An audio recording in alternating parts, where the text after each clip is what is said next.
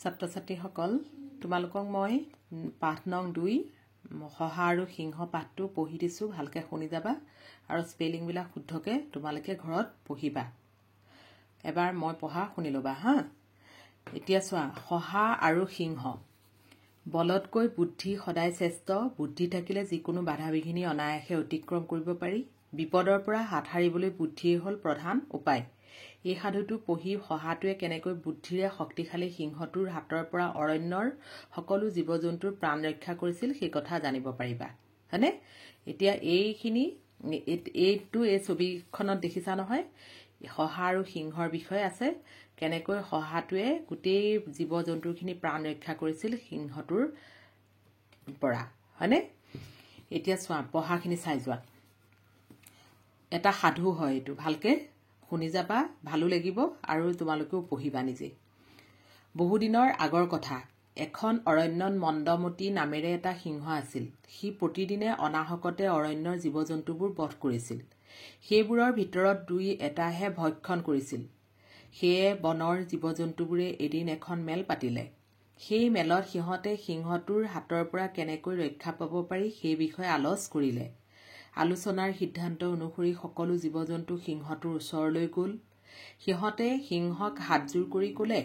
মহাৰাজ আপুনি যদি প্ৰতিদিনে জধে-মধে অৰণ্যৰ জন্তুবোৰ বধ কৰি থাকে তেনেহলে অতি কম দিনৰ ভিতৰতে অৰণ্যত জীৱ-জন্তু নোহোৱা হৈ যাব তেতিয়া আপুনি কাক লৈ ৰাজত্ব কৰিব সেয়ে আমি প্ৰতিদিনে একোটাকৈ জন্তু আপোনাৰ ক্ষুধা নিবাৰণৰ বাবে পালপাতি পঠিয়াই থাকিম বুলি থিৰাং কৰিছো এনে কৰিলে আপুনি শিকাৰ ধৰিবলৈ একো কষ্ট কৰিব নালাগে আৰু অনায়াসে খাই বৈ থাকিব পাৰিব সিহঁতৰ কথা শুনি ৰজা মন্দমতিয়ে ভাবি চিন্তি গহিনাই ক'লে বাৰু তহঁতৰ প্ৰস্তাৱত মই সন্মতি দিলো কিন্তু তহঁতে এদিনৰ বাবেও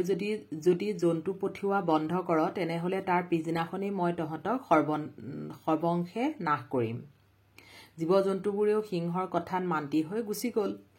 কথামতে সিহঁতে প্ৰতিদিনে একোটাকৈ জন্তু পশুৰাজৰ ওচৰলৈ পঠিয়াই থাকিল এদিন এটা শহাৰ পাল পৰিল দুখ মনেৰে শহাটোৱে লাহে ধীৰে সিংহটোৰ ওচৰলৈ ৰাওনা হ'ল সি মন্দমতিৰ পৰা কেনেকৈ হাত সাৰিব পাৰি তাৰে উপায় ভাবি ভাবি গৈ থাকিল এনেদৰে গৈ থাকোতে শহাটোৱে এটা কুৱাৰ ওচৰ পালেগৈ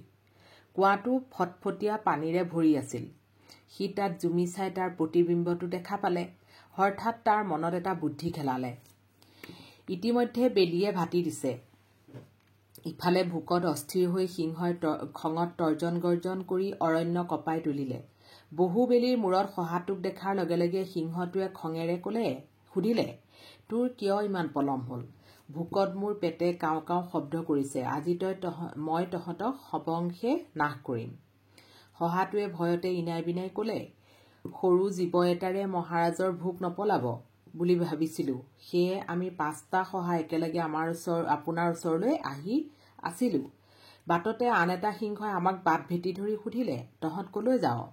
তেতিয়া আমি ভয়ে ভয়ে কৈছিলো মহাৰাজৰ ভোজনাৰ্থে আমাৰ পাল পৰিছে গতিকে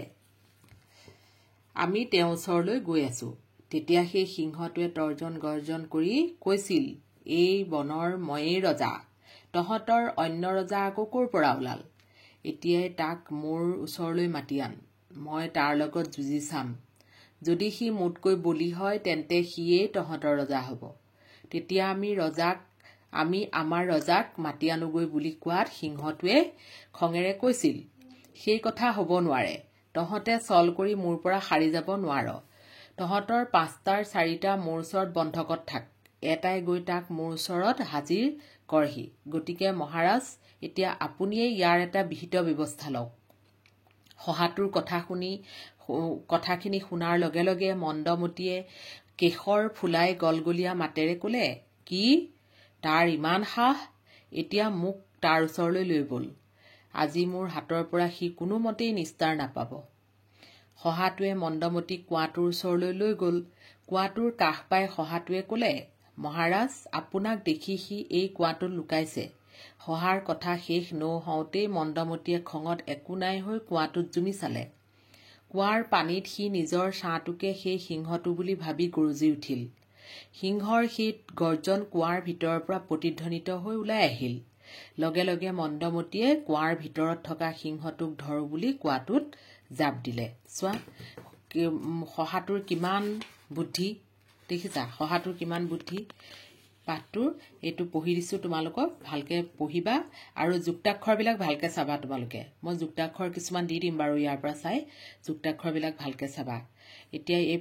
পাঠটো আজি পঢ়ি দিছোঁ, কাইলৈ তোমালোকৰ মই পিছৰ প্ৰশ্নখিনিলৈ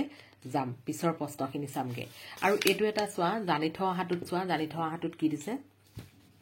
পঞ্চতন্ত্ৰৰ সাধুবোৰৰ ৰচক হৈছে সংস্কৃত পণ্ডিত বিষ্ণু শৰ্মা। পঞ্চতন্ত্ৰ সাধুবিলাক মানে কি জানানে? 5টা তন্ত্ৰৰ সাধু, তাৰমানে 5টা অধ্যায়ত। পঞ্চতন্ত্ৰ গ্ৰন্থখনে 5টা অধ্যায়ত 5টা বিষয় সামৰি লৈছে, দেখিছানে? এই অধ্যায়সমূহক তন্ত্ৰ বুলি জনা যায়। এই তন্ত্ৰকেইখন কোনবিলাক? মিত্ৰভেদ, মিত্ৰ সংপ্ৰাপ্তি, কাকুলোকীয়, লব্ধপ্ৰনাশ আৰু অপৰীক্ষিত কাৰিকা। পঞ্চতন্ত্ৰ গ্ৰন্থখন মূলতঃ সকলো বয়সৰ পাঠকক ব্যৱহাৰিক জ্ঞান দিবলৈ ৰচনা কৰা এখন নীতিশাস্ত্ৰ। ইয়াৰ অধিকাংশ চৰিত্ৰই পশুপক্ষী। এইখিনি মই তোমালোকক লিখাই দিম, এইখিনিও ভালকৈ চাবা। এইখিনিও পাঠভিত্তিক ক্ৰিয়াকলাপখিনিলৈ মই পিছত যাম, কাইলৈ পিছৰ সেইখিনি আৰম্ভ কৰিম। এতিয়া ফাৰ্ষ্টত এইখিনি তোমালোকে ভালকৈ চাবা, পাঠটো পঢ়ি চাবা আজি। ধন্যবাদ।